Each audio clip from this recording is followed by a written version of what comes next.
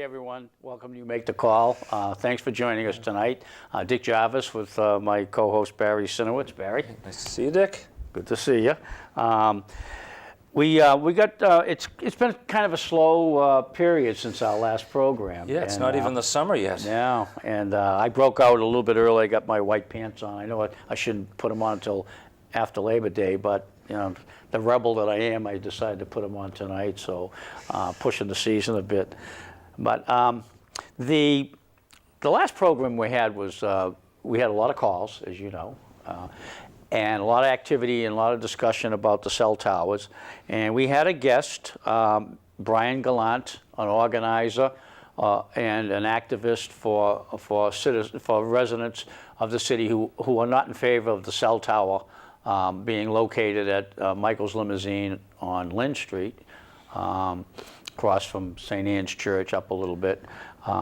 And so we had him on to answer some questions. We wanted to ask him how, you know, what his activities were and what the group was doing and whatnot. And the good news for us is that it was like over 1,000 people viewed the program last 2 weeks ago on social media. Yeah, that's awesome. On cable, on YouTube, live, people watching live. at home, yeah. So I mean, those were the last numbers we've heard. We don't. It may be even more than that, but we know it's over 1,000. So that was pretty good. So there was a lot of interest generated and a lot of comments, I guess, from people. But so. You know, it's one of those issues that the last issue that was so exciting that there was all kinds of chatter about it on social media and everything else was when the snow plowing. We remember the snow plow issue we had, and whether the people were doing a good job, whether our city was doing a good job snow plowing or not, and we had everybody calling us. We had a ton of phone calls that night, and most of it was negative in terms of what a lousy job they did, you know, snow plowing their streets and all that stuff. But anyway, this cell tower issue did the same thing, so we were happy about that. But in talking to Mr. Gallant, and we had him on, and you know, we held phone calls for a while until, you know, he made a presentation what his group was doing and what their particular reasons for opposing the cell tower, and then Barry and I jumped in with some questions, and this is, I mean, summarizing what happened a couple of weeks ago. Just bear with me for a bit, folks. You know, suffer me a little bit. I came away with three things that stuck out. One, the group is really convinced that the only one that can save and resolve this issue is the municipal light plant, because they're in negotiations with Verizon, you know. And two, those negotiations with Verizon, they believed a couple of weeks ago from their sources and who they talked to, that the city and Verizon are close to coming to some kind of an agreement. And the third thing is, and that was a question directly from me to Mr. Gallant, because you know how I am. I'm always interested in how our political figures are working with the neighbors on all issues. I don't care where it is, what the issue is. And I asked him directly, what kind of you know, response are you getting from the Ward 1 Councilor, John Turco, what kind of support or whatever? And he bluntly said not much. So those are the three things that we came away from the discussion with Brian Gallant. So, and that generated like a lot of calls and whatnot. So we even had the one phone call that said, "You're getting the cell tower, you like it or not." Oh yeah, that was eye-opening. Wow. Yeah, that was the Verizon worker that mentioned that, and good public relations. And so anyway,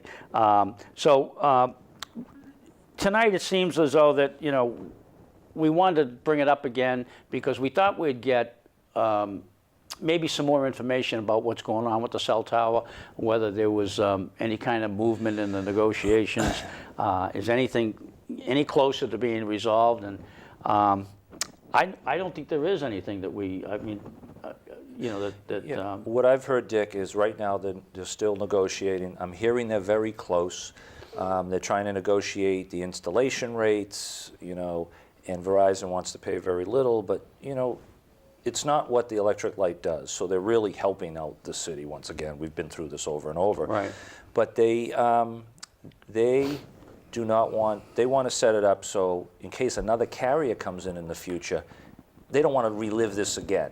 So they're setting a precedent. Verizon has to fall in line. And if Verizon doesn't, and I think they will get an agreement, but I think the key here, and I don't know, is we're not always privy on executive sessions and all this. Of course. But the big thing is Verizon is negotiating just for putting antennas on the poles. They have nothing to do with the lawsuit. With the lawsuit. Unless it's written somewhere. I mean, because it's not their purview about lawsuits. They're just negotiating the rates and the polls and all that. So we just want to make sure that, and maybe this is already done, that we just want to make sure that the lawsuit is dropped and there is no cell phone tower going in. We don't want to get their antennas and then we still get sued and they get the location. So hopefully that's part of the negotiations. Well, it's a good point you bring up because I think when some people who are opposed to the cell towers, they think that somehow that the municipal light plant is going to be able to negotiate the cell tower away. And they can't do that because they're not part of that particular suit. And so I think people need to understand that. You know, the negotiations have to do with, as you said, the rates and all that stuff. Yeah. And it has nothing to do with, whether the cell tower stays or goes. And so they can't do that. And that's up to the city and in the lawsuit, whether they can successfully stall that off or eliminate it. So yeah, and at the end of the day, we don't want neighbors, if it ever went that route, we don't need neighbors fighting Verizon because they have no shot.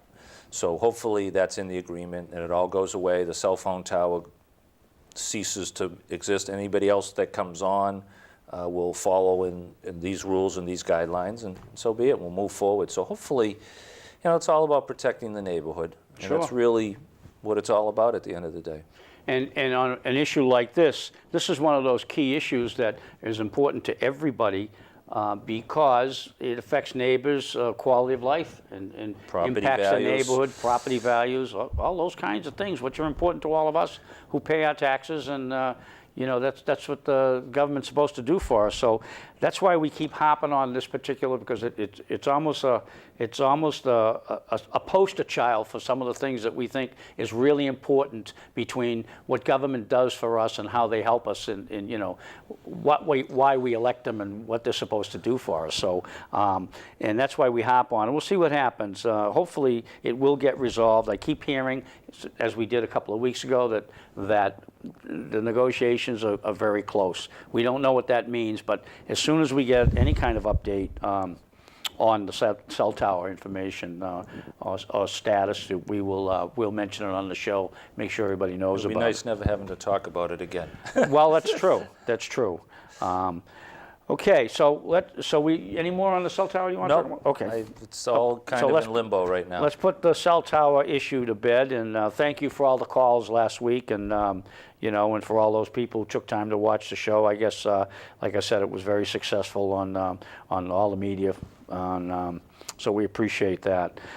Now, we owe all of you also an update on the J.B. Thomas Hospital construction site.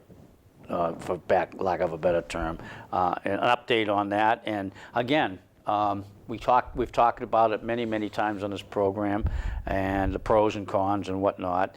And some of the issues there, as many of you know, we felt as though that the representation of the residents were not given an opportunity to be privy to a lot of information, and they were left out of the loop, and that was pretty evident. And they were supposed to be in the loop. And I know there was another meeting held, just like the cell tower meeting was held. There was a meeting held by one of the residents in Ward 4. And people really let them know what their concerns were. And again, our reps and people who represent us, left the public out of the loop. And so that was a big issue there. And so now they promised to bring them up to snuff and, continue to update them on everything that's happening. But we haven't heard anything. We got a call? No, we don't. But we haven't heard anything. Yeah, and look, and I think the neighbors know that the property will be developed, but they just want a smaller scale development. And let's hopefully there's an update soon. I don't know if the ward councilor knows anything about it, or is he in the dark too? I don't know. Where did the developer back out? Did he renege on the purchase and sale? So we don't know. We're just guessing. And for those of you who watched us talk about it, one of the other big issues was not only about the neighbors not being informed, but the zoning changes that were going to happen. To change the zoning on it to allow those. Well, that was it. Can't be built without a zoning change. Right. The other thing too. That was the other thing. The other thing too, Dick, is both these issues we just talked about, the cell tower and this. These are issues that people that live directly next to it have to deal with. They have to deal with the worry, the fear, what's going to happen to their properties, this and that, and it goes on and on and on, and it just kind of hangs over your head thinking about it. So hopefully, out of respect to the neighbors, keep them informed, let them know what's going on, and do what's right for the neighborhood. Their homes are one of their biggest investments, for God's sakes. No doubt. And the quality of life. I mean, people forget quality of life. I mean, we say it all the time, and everybody rolls their eyes, and I say, well, you're rolling your eyes. What are you rolling your eyes for? You're out of your mind if you don't take into account quality of life. And, but some people can't be any more disinterested in anything that's going on. I mean, I don't understand how they live, but sometimes it's only when it affects them, Dick. Well, right? That's true. I mean, I get Not that. Not my backyard. Yeah, I get that, but still, it's just you got to be more involved with what's going on in the city than that. It's crazy, and then a few people carry the ball, and there's strength in numbers, and the more people that get involved and voice and have a voice in it, and one way or the other, I mean, politicians listen to that, So, but so when we get any more information on that project, we will definitely let you know in upcoming programs and whatnot. So fear not on that. We talked a lot about the last couple of shows anyway. We talked a lot about the city charter, and we're trying to convince our viewers out there that city charter is probably the most important document we have. It's basically it's a charter that says this is how the city's going to operate. You know what I mean? And it's like the blueprint of how the city government works, and strangely silent on it. Haven't heard. There's no opinions. There's no nothing from our council who's going to review it. I know they weren't. They must happy. be very busy on other things if they can't look at the city charter. So and they can't look at There's a meeting coming up in a few weeks, so that ought to be interesting. I want to see if they throw the whole thing in the dumpster, that they hired a company to do because they don't like how it goes. But it's going to be interesting. Really interesting to hear that discussion. Now, you had some information. We were talking before the show, and Barry had come up with some information. Was it Methuen that changed? Yeah, it's so funny with what I do for a living, and knock on wood, business has been awesome. I can't, got to pay for college, right? But no, I get to meet people from all over the New England in terms of business I do. Mm-hmm. But I met a mayoral candidate, and I think they're from Methuen, and they have term limits. So the mayor can only say 3 two-year terms, and same with the council. And then you're out. Now, you can leave and then come back. You'd have to be out for 2 years. So then what the council has figured out, I'm going to run for school committee next, right? So they could jump over to the other side and try to keep their length of service going. But so it's just an interesting concept. Everybody does it. There's a few other communities too. I don't know, Lawrence might or Lowell. One of those two might have some. Now, did their charter change? Yes, that was a charter change. It was a charter change. They had a charter change. And one of the mayors up there used to be the head of community development here from the 90s, Dennis DeZoglio. I don't know if he was involved in that, but it was just interesting concepts. Some cities don't have a mayor; they have a town manager, a city manager. So it's and then somebody from the council, and they rotate as the acting. They have town mayor. managers too. They have city and right, town right, yeah. managers, So it's just different how your form of government, and that's your point was the charter is a very important document of how we run our city, how we take votes, how we do zoning. It encompasses everything. And actually, to be honest with you, one of the things I think they ought to be looking at in charter review and change and all that kind of stuff is to have more public involvement in the creation of the charter, because, you know, rather than, you know, taking a few people from this board, a few, you know, elected officials, you from this board, you know, a couple from the council, a couple from the school committee maybe, and a couple. They should be, you know, there should be an equal amount of citizens Make no doubt, the elected officials are driving the bus on this. When it comes down to now, then eventually it goes to the ballot.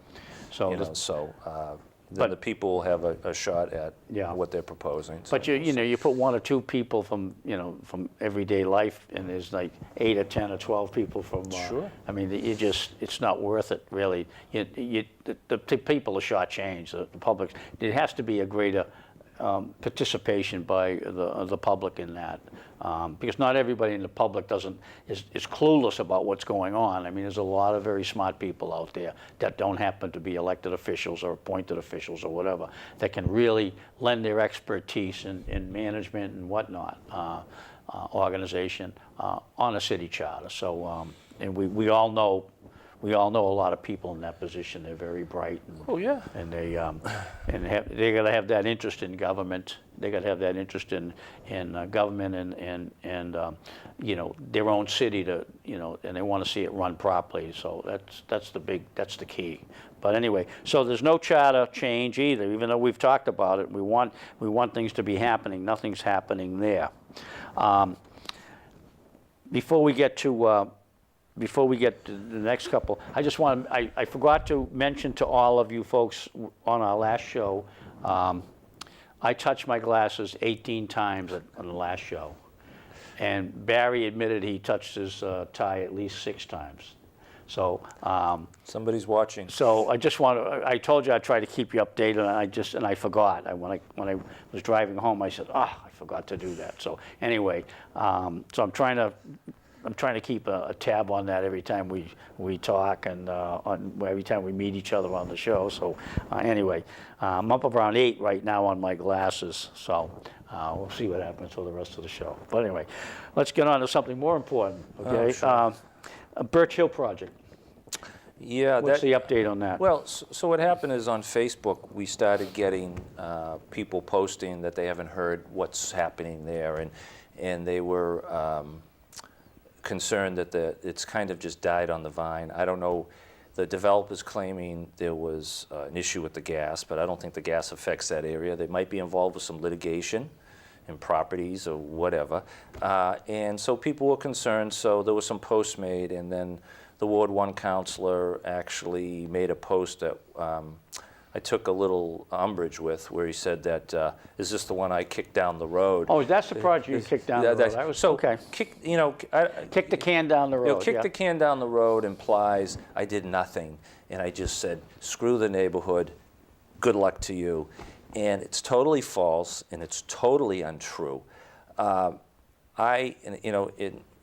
don't have to defend myself and my record of 10 years of serving the people of this city and Ward 6. But in terms of that project, the first thing I did is I had a neighborhood meeting at City Hall. About 100 people showed up, and we grilled I went through the whole thing. Matter of fact, you can probably watch it on YouTube. I had meetings with the developer. I had 3 or 4 meetings with the planning board. I was involved with the order of conditions about truck routes, about where even location. We got into details, locations of rock crushers. So I was involved every step of the way. And I don't know where the ward council is, the new ward councilor, but it can't be coming from him, because when I was on my way out of office in November, I asked him if he would walk with me to notify all the residents. We walked for 2 or 3 hours dropping flyers at people's homes, and in my letter saying I'm leaving, but there's a meeting coming. You got to get there. And Mark O'Neill is going to be at this meeting. So I don't know where this off-base comment comes from. And I've worked very hard to protect those residents at aggregate for 10 years. We're in a good place with that permit, and it was ugly for a while.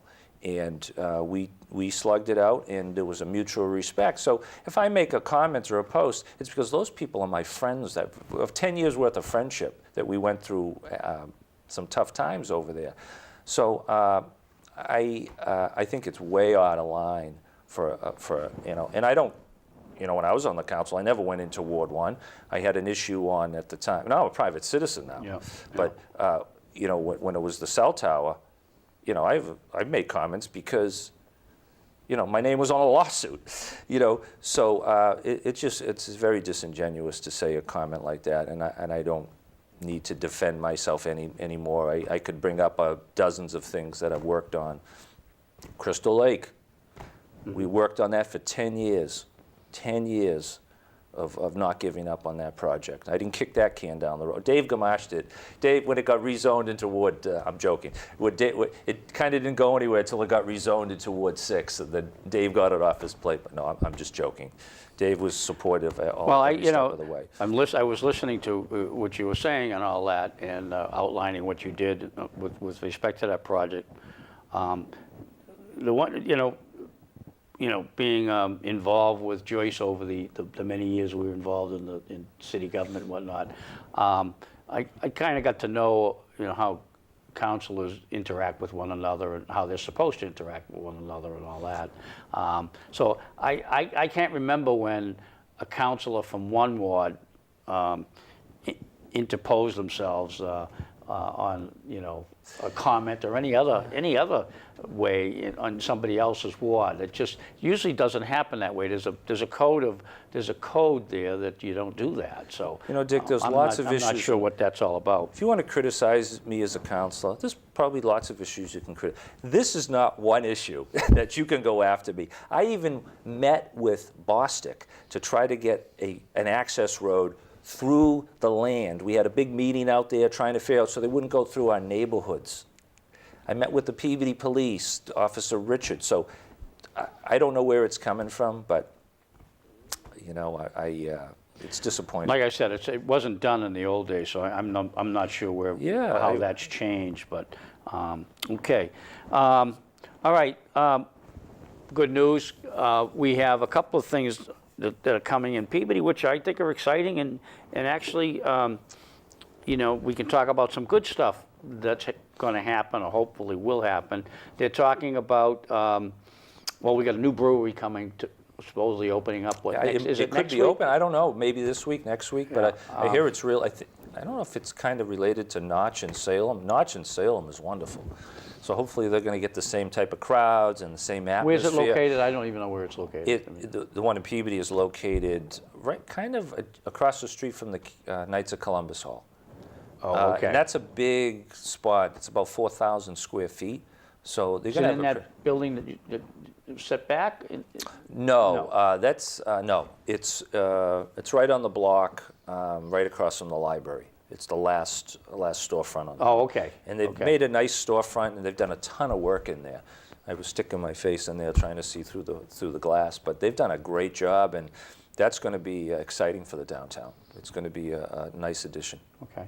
They have apartments upstairs, right? Yeah, they're actually rooming houses upstairs. Okay. I knew that because back in the 70s, that's the old, what's the name's property? Arthur Gordon. Arthur Gordon's property. And that property, we were located, my dad's shop was located on that. I remember where your dad's shop. Yeah, it's there? It's in that block. Yeah, okay. In that block. Okay. And then next to it is the Mexican restaurant from next to Brody's. Yes, okay. And that was another thing, was when's Brody's, or where are they moving to? No one's, it's kind of a mystery right now. Well, those issues we're going to obviously stay on top of too, and just advise people who watch the show with these. We try to let everybody know where things are going and what's happening and whatnot. So, but we don't want to talk about that right now. Right. But and the other thing too is,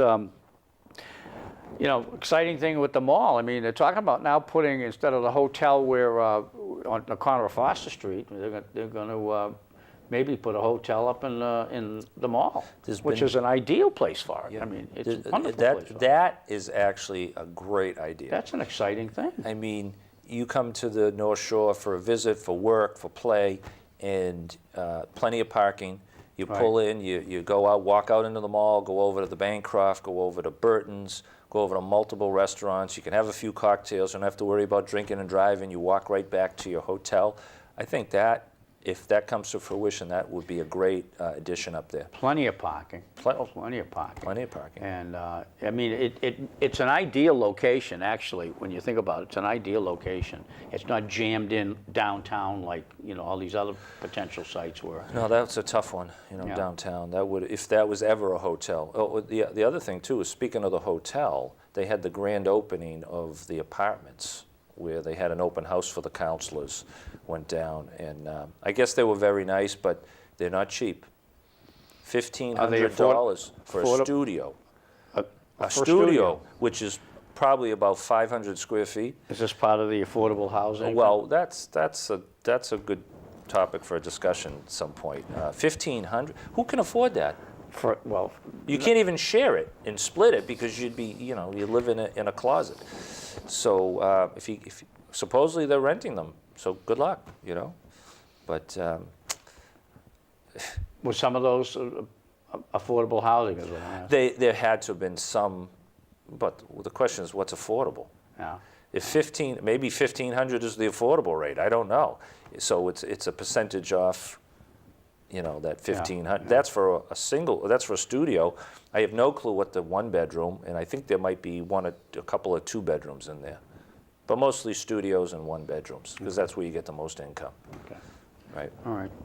So. All right. The only other project that issue or whatever you want to call it that we talked about and kind of died. It's kind of languishing right now is the Betancourt building. And I know that you know, I think the city is trying to sell that now. Yeah, so we know the whole story where we got sued and we lost 1.25, and the mayor put out an RFP proposals and put it out at 750, and there were no takers. So I assuming the next step is, you know, you drop the price. We paid over $1 million for it. We have 1.25 with the lawsuit, 1.25. Yeah. And so they put it out to bid at you know, a price that was about 40,000 cheaper, I think. 40? No, well, $1.25 million to 750 is 500,000. 400,000. I mean, instead But of so 40,000. the developer Pat Tedisco, who built those apartments we were just talking about, is interested in the property, but he says it needs too much work. It's got to be an apartment. And so yeah, he wants, the only way you can make it work is with apartments. Yeah. And wouldn't it be, I mean, so the question is, how low is this going to go? Can you imagine if the other developer came back and rebought it? This is why That I didn't. would be This is why crazy. you know, and I mentioned it on the show a few times, but this is why I think, you know, city government should not get involved in activities they know nothing about or they're very weak at. We don't need on-the-job training in city government for real estate transactions and things like that. I mean, it drives me berserk. You know, the city government needs. They have all they can do to manage what they have on their plates without getting into other areas. And actually, real estate shouldn't be part of. They should be banned from doing that. They really should. And you know, because no one asks us, you know, how can we spend your money doing this kind of stuff? So you used our money to, you know, to buy it for $1.25 million, and now you're taking bids for 700,000. I said 40,000, 400,000. Dumb of me saying 40,000. You get your decimal point in the wrong place. Yeah, I moved it over one place the other wrong way. But anyway, 400,000. I mean, come on, that's a 33% loss right there. Wow. So the thing is that, you know, I mean, it shouldn't happen. And this, what the heck? It's only our money, right? Who cares, let right? the free market. It's your money and my money. Who Yeah. cares? Let the, you know. But you know what? Let the free market dictate with our zoning, because we control the zoning and we control what goes where and when and how. Then working with the business liaison and the mayor and to try to get the best development for it. And it's a shame that it had to come to that. And you know, the question is, how low will it go? How low will they that's right. Can you imagine if the developer that sued us comes back and buys it for 400 grand? Oh my God, can you imagine? I would, you know, That's not outrageous to think that that's going to Wow. happen. Not outrageous to think that's going to happen. I hope. But Wouldn't be good. But and no one would be saying anything about it either. It'd be really under the radar if that happened. Heading for the hills. Okay, now the 800-pound elephant in the room that we want to talk about. The last thing that I had noted was the school budget. And we need to get into that a little bit, and just a little history. The budget was over $1 million higher, 1.16 million or something like that, right? No. The school. You're talking school budget. Yeah. School budget was 74 million last year, and they're going up to 80 million. Okay. The But $6 million I'm increase. talking before that though. They were because of the cost for transportation and whatnot. Yeah, I don't know if that's. I'm assuming it's probably.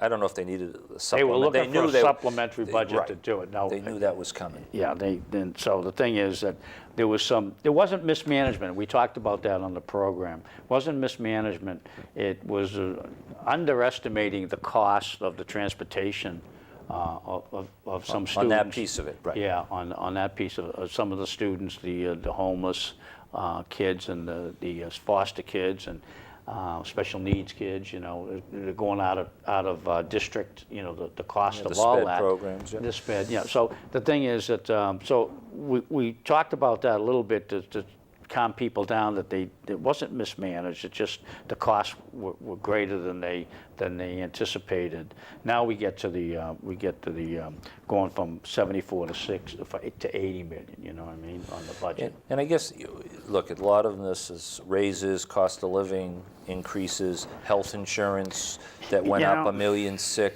and there's some tough. The superintendent and the business manager come up with their budget, and it's up to the superintendent and the school committee and the mayor to make cuts and to see where this budget is going to come in. And there's some really difficult decisions to make. And then I did read some comments on Facebook where some of the vocational school parents feel like they're feeling the brunt of some comments made by people. And look, I was not a supporter of the VOC only because of the financial impact on our community. And so we know it's a great education. There are children that live in the city. We have to deal with what's going on now. But the problem I have with it is, so we're making cuts right now, right? The school committee is slugging it out, trying to make cuts. Well, on their side, they just raised the assessment. Now the mayor made a comment in the paper, it's close to $5 million. I thought it was at 4 or 4.2 million. How did it go up $800,000?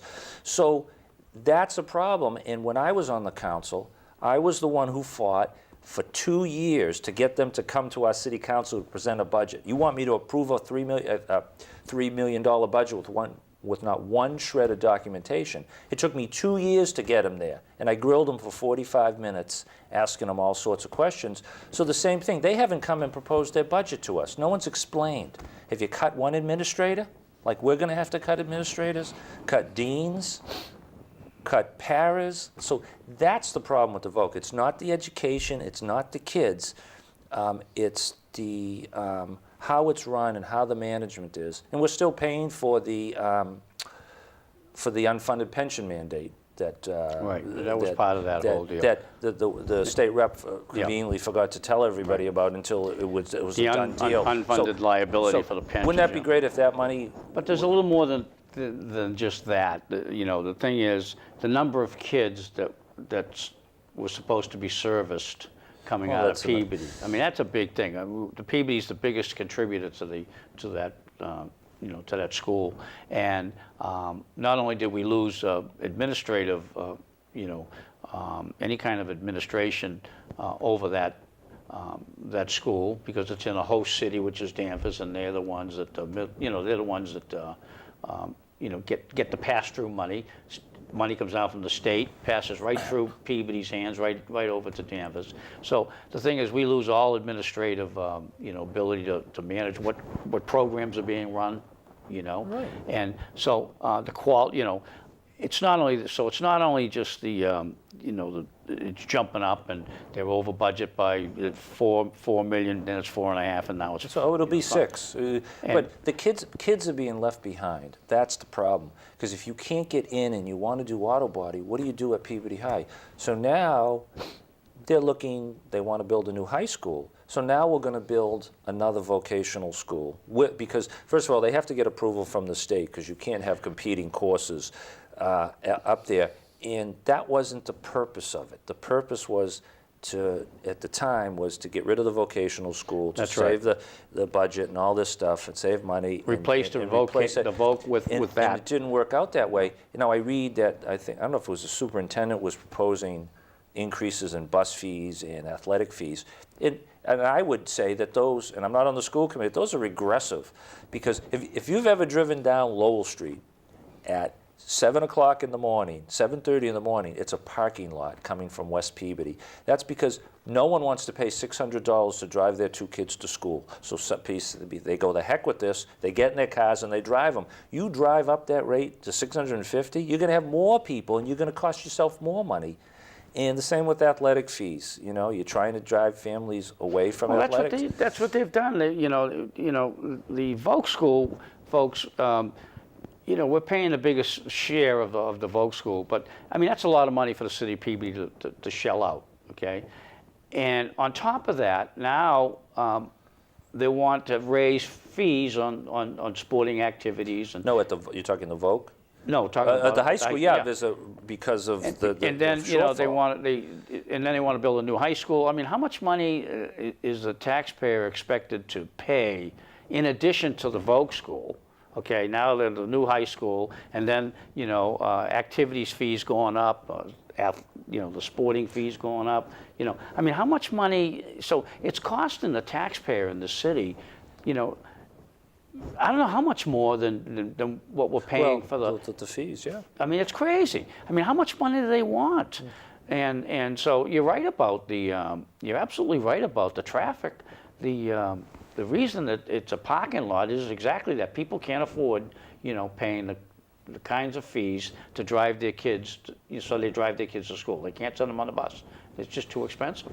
And and it is regressive, but it's also a situation where quality of life is impacted, because people spend a lot of time driving these kids to school. It takes them for a lot of time to get up Lowell Street. I was backed up from the West Branch Library all the way to Route 1 in the high school the other morning. And I'm sitting there going, are you kidding me? Is this what we've evolved to? We did. And, and back to the Voc, they don't pay any athletic fees. You know who pays the athletic fees? The parents here, because they didn't, as far as I know, they didn't present a budget. How can the school committee accept their budget without them coming and saying, this is what we're doing, we're cutting this, we're doing that, just like you're cutting, but they never did it. And so all those fees are being paid for by the residents of Peabody. They just raised the assessment. So, and I brought it up at the time, if we're going up to 80 million, add 5 million. So your school budget's 85. You can't separate the two. It's part of your educational cost. So you're right, 85. That's right. And maybe there's no, there'd be a revolution if they got out and they built it maybe that bus is, that ship has sailed.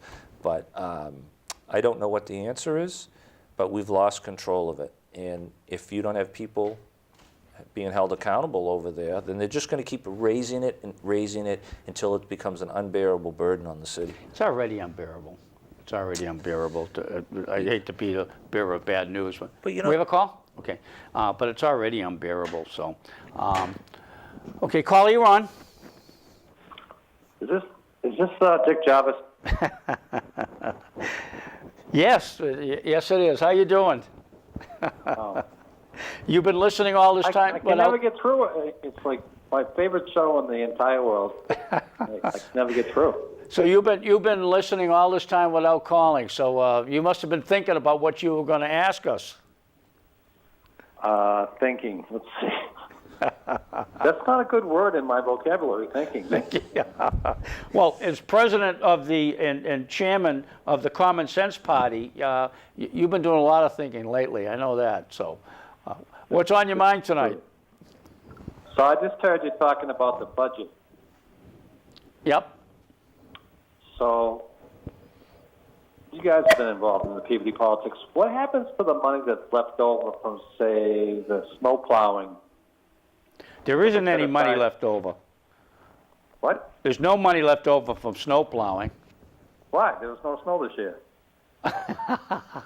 Well, this year, well, you know, probably you're right. There's going to be some funds that they didn't expend, but they usually, I think they generally go into the general fund, I think. Well, okay, Oh, let me don't just, do. Oh. they underfund term. that account. They never put Is that the like the full. gasoline tax that's supposed to go for roads and bridges, but it goes into the general fund?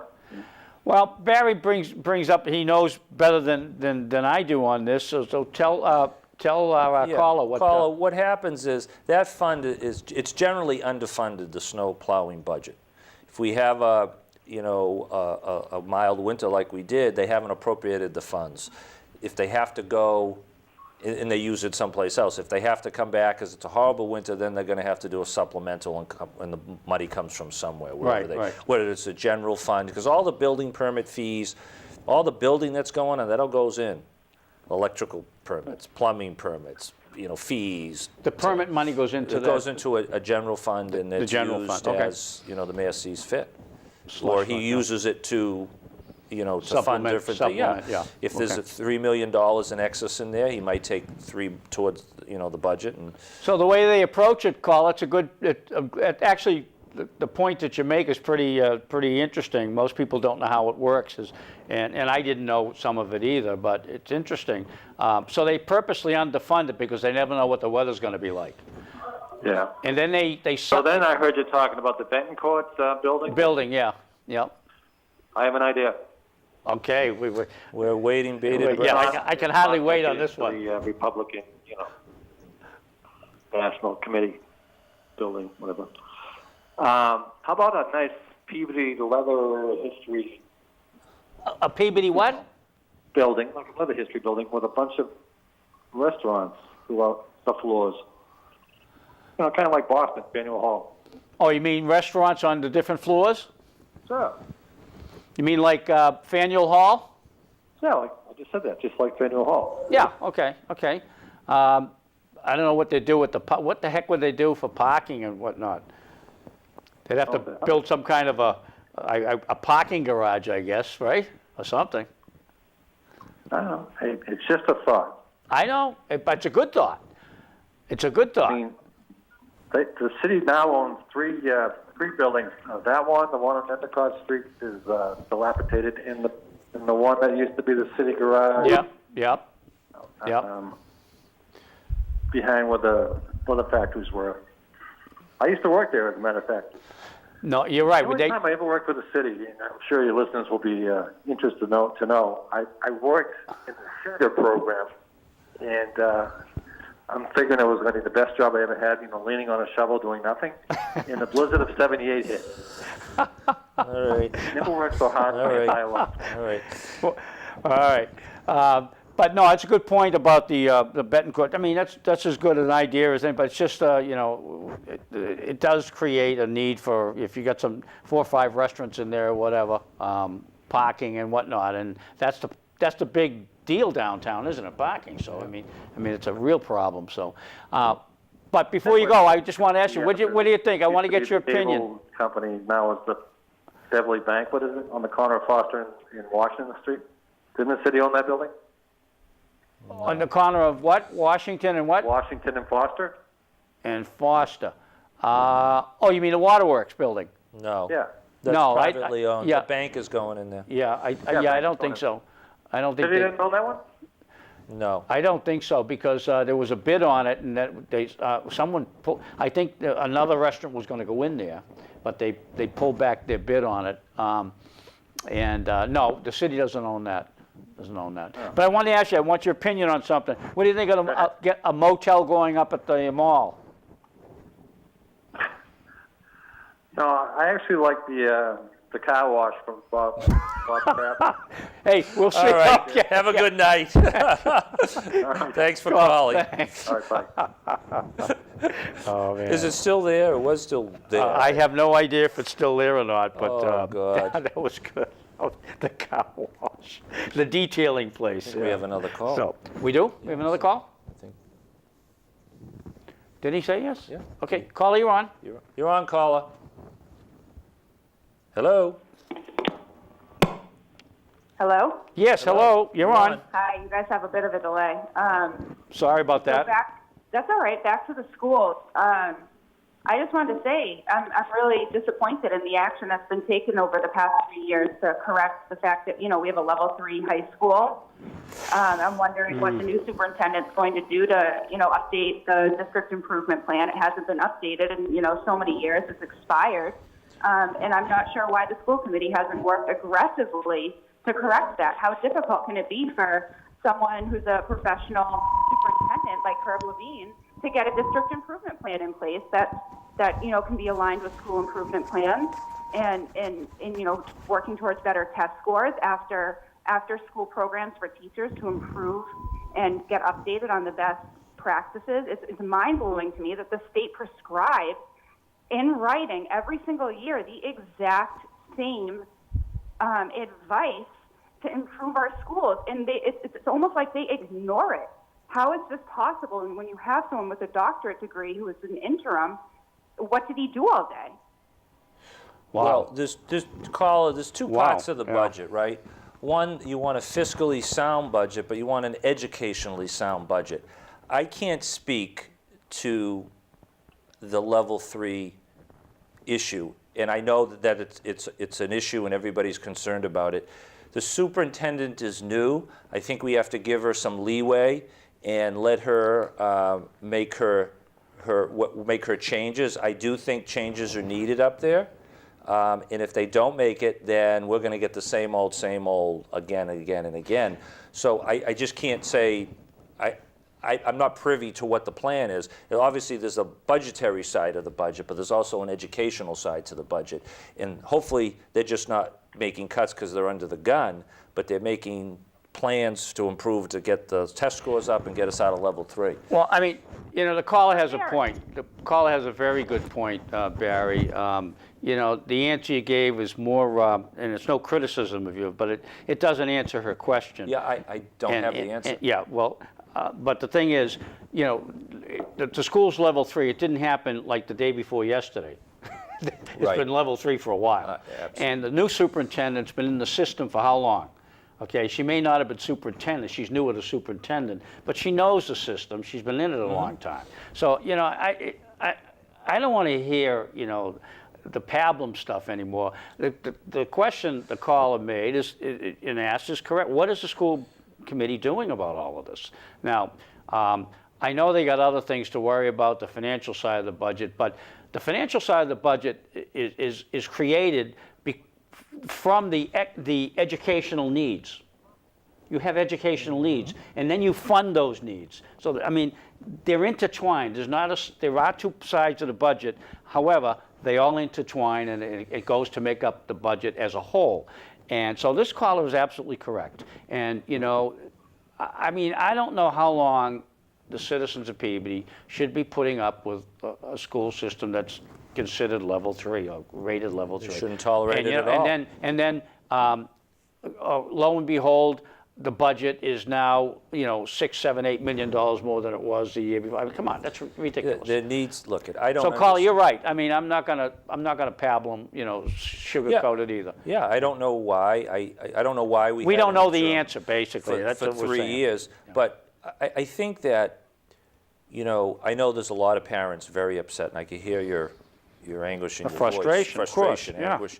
But the hard part of this is we had a watershed issue here in 2003 when Mayor Turigian left office. And that was a question of, that election was all about, do you want a new high school or do you don't? And when everybody, at the end of the day, went for, we don't want a new high school, it's too expensive.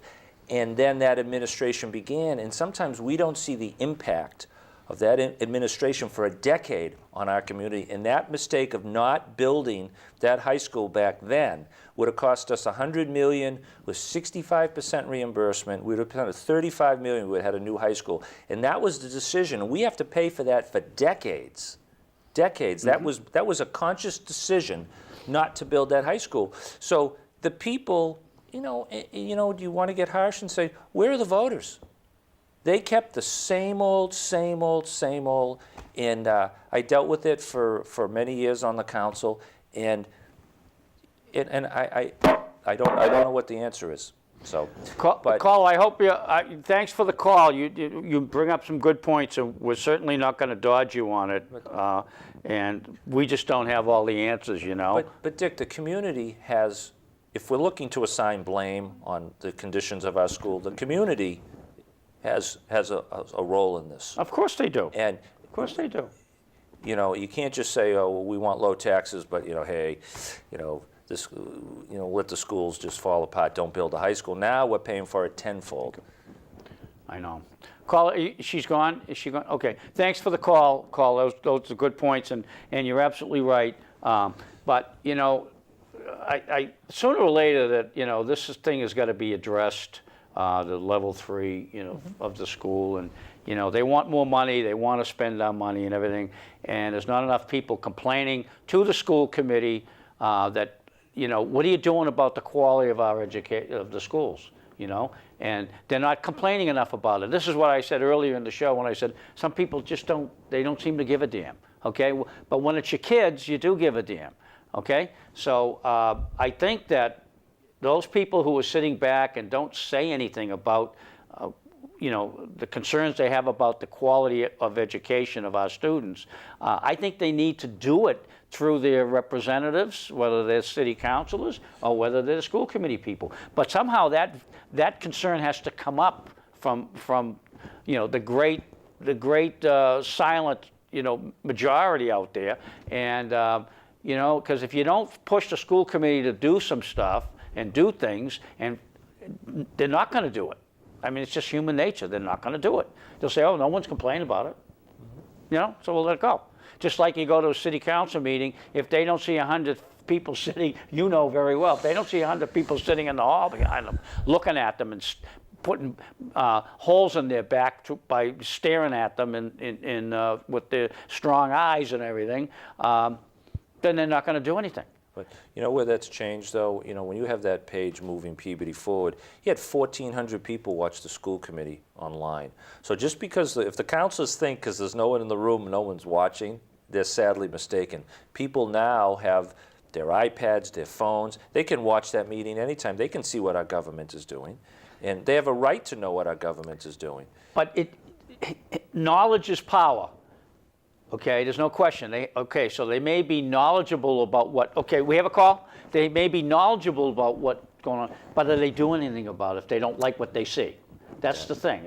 It's twofold. So there's. Caller, you're on. Hello, how you doing tonight? Good. How are you? Not too bad. I just want to say that you guys got a great show. I'm glad you guys are still doing your thing, and Thank you. A quick question and a comment, and I'll leave it at that. You guys can expand upon it. I guess the question is are they all done with the Crystal Lake project? I can't hear you, caller. I didn't hear you. Are they all done with the Crystal Lake project? Well, I guess I can address that. That was my project, and as I think I mentioned, I fought for that for 10 years, and through some creative funding, working with the mayor, we got that done. Obviously, you see Elginwood Pond, and it's going to get worse once the heat comes, because all that water is going to evaporate, and then you're going to see a real mess there. So as far as I'm concerned, it's not done. It needs to be done. The ward councilor should have discussed. Look, you're not coming up with $3 or $4 or $5 million like this, okay? But he should be having meetings about it, bring department heads in to talk about it, because I believe the permits were still in place, because we got the permits for Crystal Lake and we got the permits for Elginwood. Now, we understand we don't have the money right now, but you just don't forget about it. You have to bring it up, and you have to have meetings, and it has to be discussed, and because it's going to deteriorate worse and worse. And well, I'm glad. saying that because you were right on the month. I was up there watching it. Nobody was watching the stilts be pumped into Elginwood, and Elginwood has gotten worse. And it will, as you say. But if we get, I think we should still be talking about forward and see what we do. But the next, I'm going to try to make it short. But the next comment, who chose the color of the banner? It looks like a carnival up there, and a blue roof. That's a 50-year surrounding environment. You got all these ribbons. They'd take it to the next level. Take the ribbons down. I don't know who chose the color of the roof. Definitely looks like. I'm having a hard time. Call, you're breaking up, and we're having a hard time hearing, okay. Maybe you're on your cell phone, caller? Is he gone? Okay. Caller, I think the cell phone wasn't, it might have been the cell phone, but or the reception, but we couldn't hear a lot of what you were saying. But let me ask you this, and I don't know if the caller mentioned it or not because I couldn't hear him, but let me ask you this. Now, does Elginwood have any impact on Crystal at all? it flows downstream, meaning there's a natural spring. The runoff from Jordan Acres flows into Crystal. Crystal flows into Elginwood. So, Elginwood flows into Norris Brook, and Norris Brook, it goes down behind the Big Y, and then it flows into the Ipswich River. so it flows west. Yes, Basically, and then it cuts across then it West cut- Peabody so- out to the Ipswich River. So what's the impact on Elginwood from the spring going, from Crystal Well, Lake? first of all, the wildlife, the environment is going to die. That's the first thing. I don't know if there's not enough flow. If we get a drought from Crystal, we can lower the boards to bring more. It's going to drop the lake in Crystal to put more water in there, but it's just going to die. It's going to choke any wildlife, any fish, and then it's going to turn into a swamp. And we've been fortunate. We've had a lot of water. I mean, that whole project, we took out 45,000 cubic yards of silt out of Crystal Lake, and we put it up at the landfill. We took in more money, and I was hoping that some of that extra money we took in for using it as a dump up there. Yeah. Because the city was getting paid for bringing in some contaminated soil, so it was going to help partially pay for Elginwood, but I don't know where that money stands. But that was, and I think they're going to have a ribbon cutting. It looks it's still blocked off for the gazebo, and it came out beautiful. But don't turn your head, because then you're looking at the other side, which it's disappointing. And I get it. We don't have the money, but How much is there an estimate of what it's going to take? that is going to be harder to do because there's more easements on that lake, where people own property. So you have to buy easements or get easements. There's all sorts of nooks and crannies where it goes and feeds. So, and there's no staging area. That's the biggest problem. Crystal Lake, we were able to do that. So that's going to be a much tougher project to do. I know it's riveting Crystal Lake, Elginwood talk, but that's kind of the bottom line. Well, no, there's a lot of issues with that. It obviously, but I think a lot of people think that everything's done on Crystal Lake. It's done. It's over. Dick, I kicked it down the road. I kicked Another- Elginwood is this another one? right over to the new Councilor O'Neill. It's on you. You Is take this it. another one I that- just kicked it. I could care less about Crystal Lake. Is this another one you kicked down the road? Yeah, I the can kicked it down the road. But what I'm saying is that I think a lot of people think because, the good things they've done with Crystal Lake, that it's over, it's done with, but it is not, so obviously. Okay, okay. Thanks callers, the people who called, and thanks for watching tonight, and we'll see you in a couple of weeks when we ask you to make the call, so good night. Thanks.